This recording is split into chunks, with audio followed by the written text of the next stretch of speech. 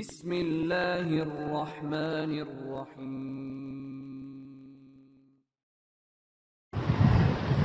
আসসালামু আলাইকুম ওয়া রাহমাতুল্লাহ।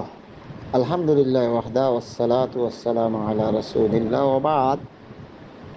আমরা ধারাবাহিকভাবে আলোচনা করতে শুরু করেছিলাম বিদআতের বিষয়ে। আজকে আমাদের ধারাবাহিক আলোচনার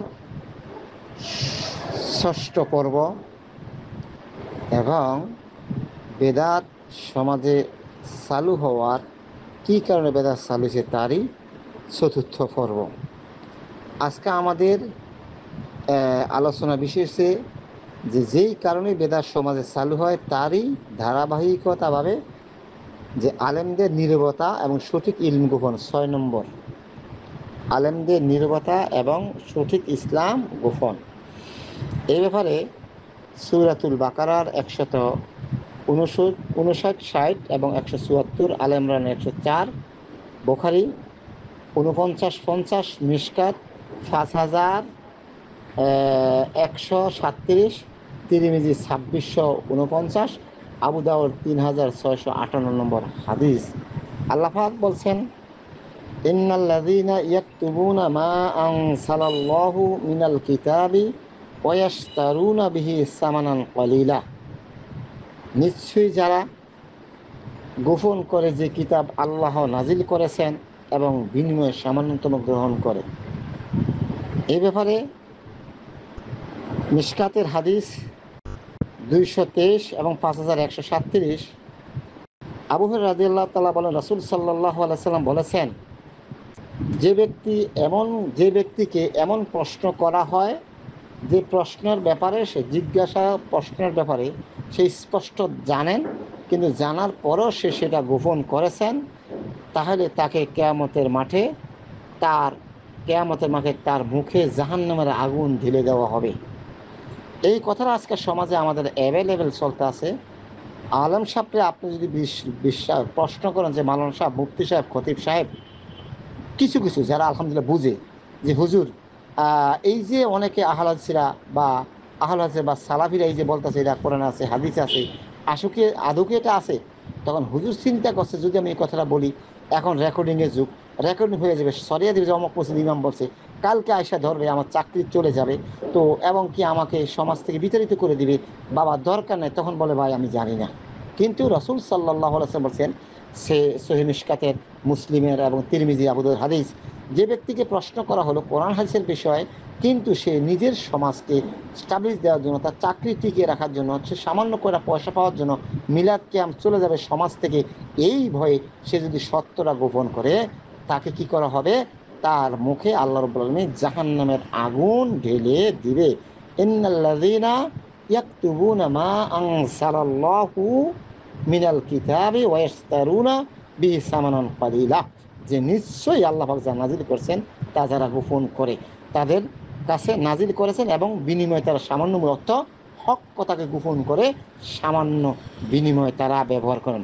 এরপরে সূরা আলে ইমরানে 104 নম্বর আয়াতে আল্লাহ পাক বলছেন, আর আর আর যেন তোমাদের মধ্যে এমন একটি দল হয় যারা মানুষকে কল্যাণের দিকে ডাকবে, তা'মুরুনা বিল মারুফ, কল্যাণের ওয়া তানহাউনা আনিল মুনকার, অসৎ দিকে ডাকবে। আলহামদুলিল্লাহ সুম্মা আলহামদুলিল্লাহ, যারা একেবারে আল্লাহ ভয় অন্তরে আছে, তারা অবশ্যই মানুষকে কোরআন হাদিসের দিকে ডাকে।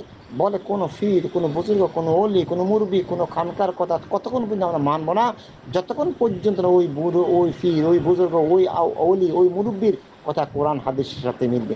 যতক্ষণ পর্যন্ত তাদের কথাটা কোরআন হাদিসে মিলবে, ততক্ষণ পর্যন্ত তারা আমাদেরই কি, আমাদের মুরব্বি, আমাদের গার্জিয়ান, আমাদের অভিভাবক, কারণ তারা মূলত আমাদেরকে কোরআন হাদিসের দিকে নিয়ে যাচ্ছে।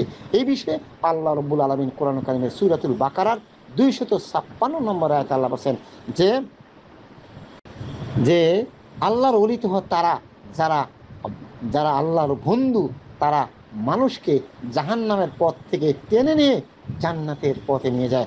আর যারা শয়তান যাদের বন্ধু, তারা করে কি, তারা আল্লাহর পথ থেকে টেনে নিয়ে জাহান্নাম দিকে মানুষগুলোকে নিয়ে যায়। এই জন্য একটা হচ্ছে ওলিউর রহমান, আর হচ্ছে অলিয় শয়তান। এই জন্য আমাদেরকে অলিউর রহমানও চিনতে হবে, অলিয় শয়তানও চিনতে হবে। অলিয় শয়তানকে বর্জন করতে হবে, অলিয় রহমানকে আমাদেরকে গ্রহণ করতে হবে। এই বিষয়ে আল্লাহ রাব্বুল আলামিন বলেন নিশ্চয়ই আর যেন তোমাদের মধ্যে থেকে এমন একটি দল থাকা চাই যারা মানুষকে সৎ পথের দিকে ডাকে আর অসৎ পথ থেকে মানুষকে ফিরিয়ে আনে। কিন্তু এই কথা যদি আমরা বলি তাহলে এখন আমাদেরকে মানুষ বলে আমরা নাকি সমাজে ফিতনা সৃষ্টি করি। সাধারণ লোক বলে না, যারা ভিউয়ার্স প্রেমাস বক্তা, যাদের বক্তা শুরু হইতে দেরি আছে, লক্ষ লক্ষ ভিউয়ার্স হইতে দেরি হয় না। আল্লাহ রাব্বুল আলামিন বলে ও হুজুর এই সেদিন সূরা আহজাবের 67 নম্বর আয়াত মানুষগুলো এই ভিউয়ার্স লক্ষ লক্ষ লোকগুলো বলে আল্লাহ এই তো হুজুরে বলছে কোরআন হাদিসের কথা বললে নাকি সমাজে ফিতনা সৃষ্টি হয়। 50 বছর 100 বছর যাবৎ আমরা সমাজে মিলামিশা আছি, সুতরাং কোরআন হাদিসের কথা যখন সমাজে চলে না এটা বাদ দিয়ে বুজুর্গের কথা অলির কথা শুনতে হবে।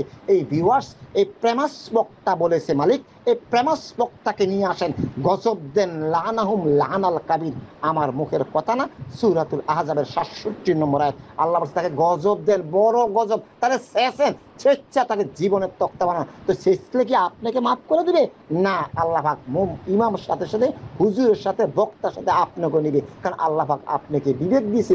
ওয়ালা তাকফু মা লাইসা লাকা বিইলম ইন্নাস সামা ওয়াল বাসারা ওয়াল ফুআদা কুল্লু উলাইকা কানা আনহু মাসউলা।